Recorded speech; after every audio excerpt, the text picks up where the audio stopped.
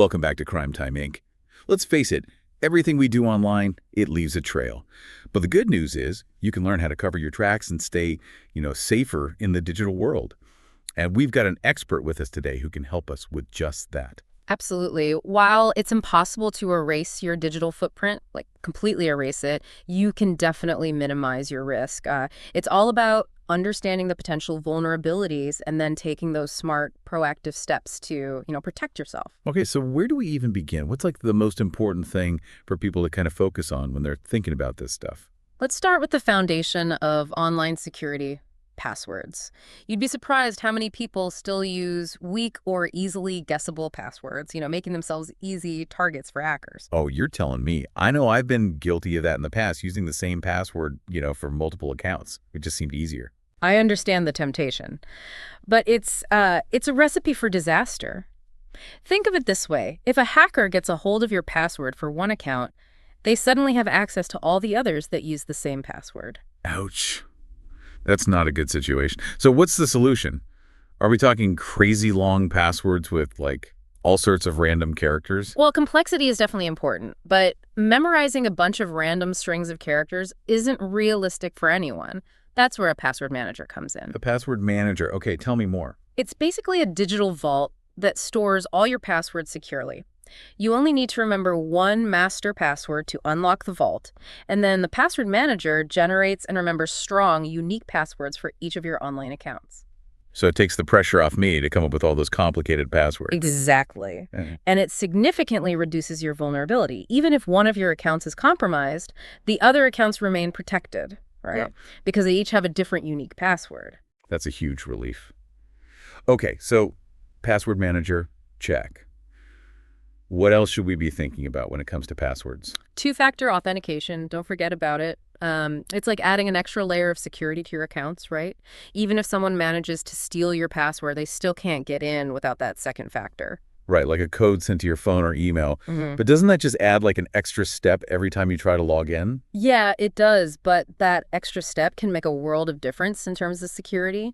And honestly, the inconvenience is minimal compared to the potential fallout of an account being compromised. Okay, you've convinced me. Two-factor authentication it is. So we've got strong, unique passwords. We're storing them in a password manager, and we're enabling two-factor authentication whenever possible. What else can we do to kind of ramp up our online security? Let's talk about email, specifically the email address you use for your sensitive accounts, like your banking and your finances. Oh, right. I've heard it's a good idea to have a separate email address just for those types of accounts. It's a fantastic idea. Think of it as compartmentalizing your online life. If your primary email address gets compromised, your financial information is still protected, right? Because it's linked to a separate account. That makes a lot of sense. It's like having a separate lockbox for your most valuable possessions. Exactly. And to take it a step further, consider setting up what we call a machine of high trust. This could be a dedicated device like a cheap Chromebook or an older laptop that you only use for online banking and other sensitive transactions. Okay, I'm intrigued. Why a separate device? Because it reduces the risk of malware infections or keystroke logging significantly. If you're only using this device for banking, it's less likely to be exposed to, the various threats that lurk online. So it's like creating a digital fortress for your financial information. Exactly. It might seem like overkill, but the peace of mind it provides is worth it. Okay, I like where this is going. So separate email address for sensitive accounts and a dedicated device for banking. What other practical steps can we take to protect our financial information? Let's talk about payments. How do you usually make payments, online or in stores? Well, I try to use tap to pay whenever possible, but sometimes I end up swiping my card the old-fashioned way. Tap to pay is definitely the way to go. It's much more secure because it uses something called tokenization. Tokenization. Okay, I'm not familiar with that term. It's a fancy way of saying that it doesn't actually transmit your real credit card number.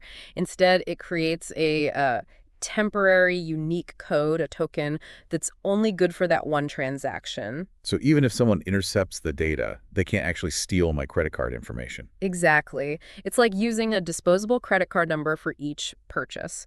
And for online shopping, services like privacy.com let you generate virtual credit card numbers, adding that extra layer of security. Wow, that's incredibly useful. I'm definitely going to look into those options. I highly recommend it. It's one of the easiest and most effective ways to, protect yourself from credit card fraud. Okay, so tap to pay and virtual credit cards for the win. Now, what about our phones? We practically live on them these days. What can we do to kind of ensure they're secure? First and foremost, set up stolen device protection on both iOS and Android. It allows you to track, lock, or even wipe your phone remotely if it's ever lost or stolen. Okay, that seems like a no-brainer. Anything else we should keep in mind when it comes to phone security? Be mindful of the apps you install and the permissions you grant them. Always read the permission requests carefully and only grant access to the information that the app truly needs to function. Right, because some apps ask for access to things like our contacts, location, or even camera and microphone. Exactly. And while some of those permissions might be necessary, others are not. Don't be afraid to deny permissions if you're not comfortable with them. So it's all about being aware and in control of what our apps can access. Absolutely. And speaking of awareness, let's talk about something that affects everyone who uses the internet: online tracking. Specifically, those little things called cookies. Oh boy, cookies. I feel like I'm constantly bombarded with those accept cookies pop-ups. I know they're everywhere, but before we get into, how to manage them, let's understand what they actually are and how they work. Please do. I have like a vague idea, but I would love to get a clearer understanding. Well, a cookie is basically a small piece of data that a website stores on your computer. Think of it as a tiny digital tag that identifies your browser and remembers certain information about you. Like my login details or the items in my shopping cart. Exactly. Those are examples of first-party cookies, which are generally harmless. They're created by the website you're visiting, and they're designed to make your browsing experience, smoother and more convenient. Okay, so first-party cookies are the good guys. What about the bad guys? The ones that raise privacy concerns are called third-party cookies. These cookies come from other websites, usually advertising networks, and they track your browsing activity across multiple sites. So that's how I end up seeing ads for things I was just looking at on a completely different website. You got it. It's all about data collection and targeted advertising. Let's say you're browsing for a new pair of sneakers on a shopping website. That website might place a third-party cookie from an advertising network on your computer. Then, when you visit another website that's part of that same network, you'll start seeing ads for sneakers. So it's like a little spy following me around the internet, reporting back to the advertisers. In a way, yes. And it's not just about showing you relevant ads. Third-party cookies can collect a lot of data about your browsing habits: the websites you visit, the pages you view, the links you click, and even the searches you make. That's a little unsettling. I mean, it's one thing to see an ad for something I might actually be interested in, but it's another thing to feel like my every move is being tracked. I completely understand. And that's why the issue of online tracking has become such a hot topic in recent years. People are becoming more aware of how much data is being collected about them, and they're starting to demand more control over their privacy. Rightfully so. So what can we do about it? Are we just like doomed to be tracked forever? Not at all. There are several things you can do to minimize the amount of tracking that happens.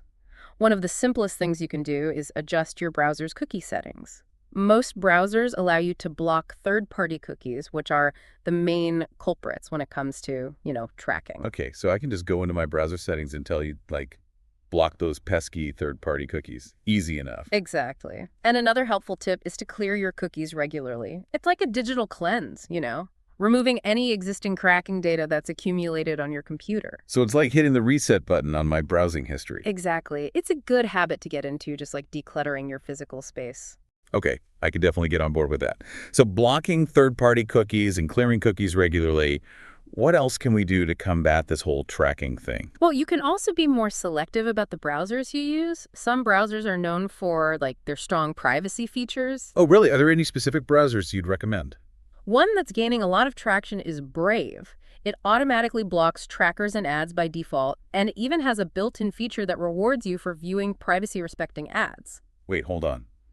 I can get rewarded for seeing ads. Tell me more. It's a pretty neat concept. Brave has a network of verified advertisers that offer privacy-focused ads, meaning they don't track your browsing activity. And for each ad you see, you earn a small amount of cryptocurrency called Basic Attention Token, or BA. So it's like a win-win situation. I get a more private browsing experience, and I earn some crypto in the process. Sign me up. Exactly. Of course, Brave isn't the only option. Other browsers like Firefox and Safari also prioritize user privacy and offer, robust features to minimize tracking. Okay, good to know. So we've got browser settings, cookie clearing, and choosing privacy-focused browsers. What other tools or strategies can we use to enhance our online privacy? Let's talk about VPNs or virtual private networks. They're especially useful for public Wi-Fi. Absolutely. Public Wi-Fi networks can be a breeding ground for security risks. But a VPN creates a secure, encrypted tunnel between your device and the internet, shielding your data from prying eyes. So it's like having a secret passageway for my data, keeping it safe from those snoopers and hackers. That's a great analogy. And it's not just about public Wi-Fi. VPNs encrypt all of your internet traffic, including your browsing activity, emails, chats, file transfers, everything. Wow, that's impressive. But aren't VPNs kind of like technical and complicated to set up? Not at all. There are many user-friendly VPN services available that are super easy to use. You simply download the app, choose a server location, and you're good to go. So it's as simple as that. Pretty much. And once you're connected to a VPN, your IP address will be masked, making it appear as if you're browsing from a different location. This can be helpful for bypassing geo restrictions on streaming services. But it also adds an extra layer of privacy. So I can watch Netflix from another country and protect my privacy at the same time. Double bonus. Exactly. VPNs are versatile tools that offer numerous benefits in terms of security and privacy. Okay, I'm definitely adding get a VPN to my to-do list. Yeah. Now let's shift gears a bit and talk about something you mentioned earlier, minimizing our online exposure. Ah, yes. That's a crucial aspect of online security that often gets overlooked, right? It's all about reducing the amount of personal information we share online and limiting the ways in which our devices can be tracked. So like being more mindful of what we post on social media, for example. Absolutely. Every time you share something online, you're creating a digital footprint that can potentially be used to, track you, identify you, or even target you with scams or phishing attacks. It's like leaving a trail of digital breadcrumbs for anyone to follow. Exactly. And it's not just about social media. Think about all the websites and apps you use daily.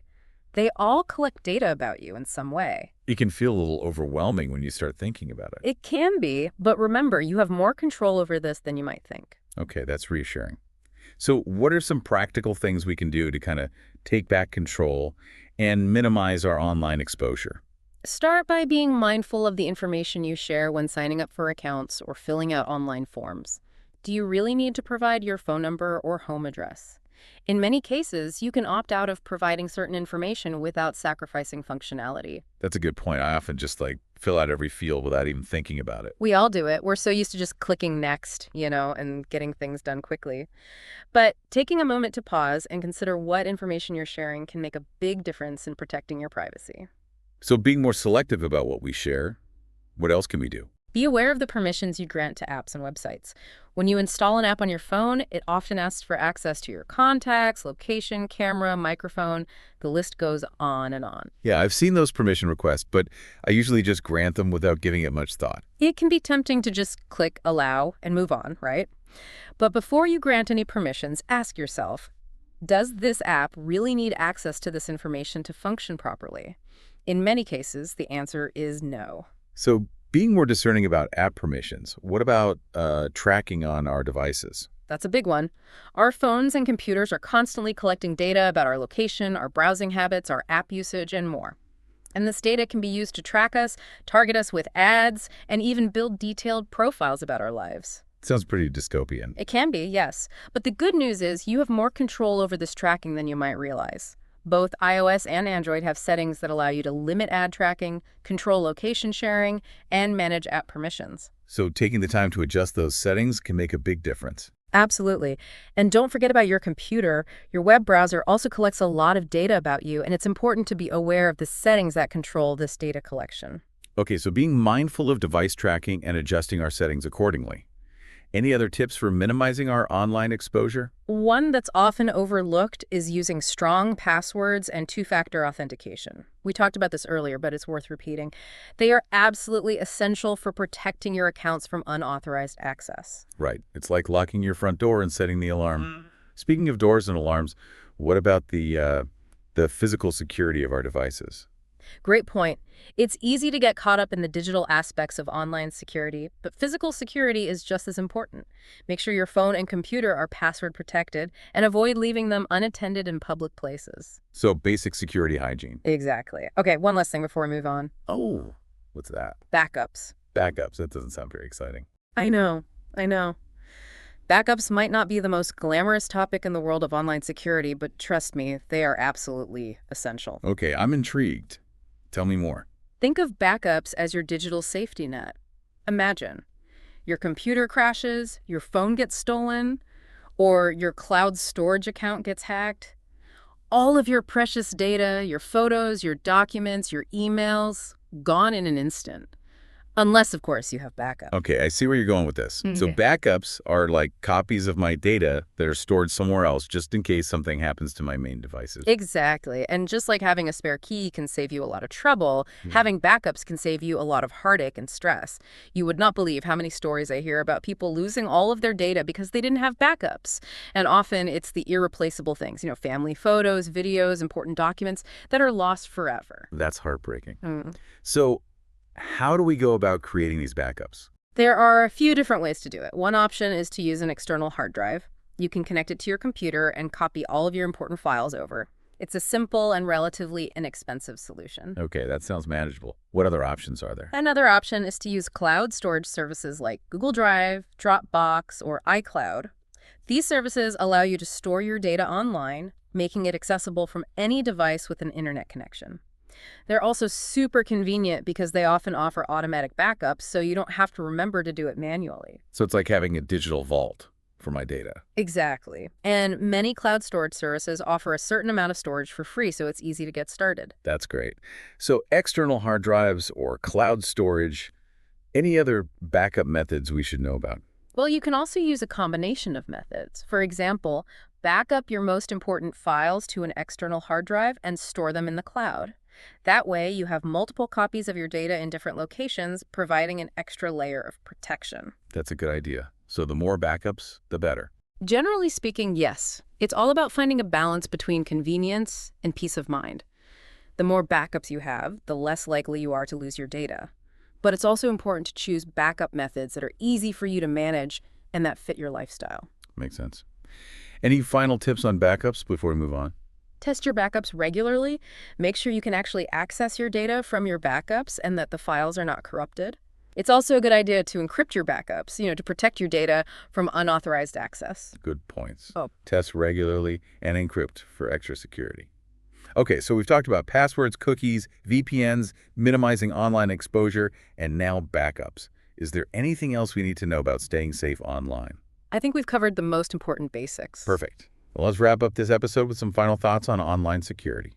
Okay, so we've covered a lot of ground today. Like we started with passwords, and then we talked about cookies, VPNs, minimizing our exposure online, and backups, a lot of stuff. We have. But there's always, more to learn when it comes to online security. That's true. New threats are always popping up, and we need to stay vigilant and kind of on top of things. Absolutely. And that's why I really want to emphasize that online security, it's not just about the technical stuff, like all those tools and strategies we talked about. It's also about mindset. Exactly. It's about awareness, mindfulness, taking those proactive steps to protect yourself. You got to be willing to put in the effort to learn about the risks, implement those necessary precautions, and just kind of stay informed. So it's an ongoing process. It is. Think of it as building like a strong security posture, layer by layer. So you start with the basics like strong passwords, two-factor authentication. Then you add those extra layers of protection like a VPN, privacy-focused browser settings, and a healthy dose of like skepticism about any requests for personal information. And of course, those regular backups to protect our data. Exactly. It's all about being proactive, not reactive. Don't wait till something bad happens to start thinking about security. Just be prepared, be vigilant, and just be empowered. Okay, so we've talked about the what and the how of online security.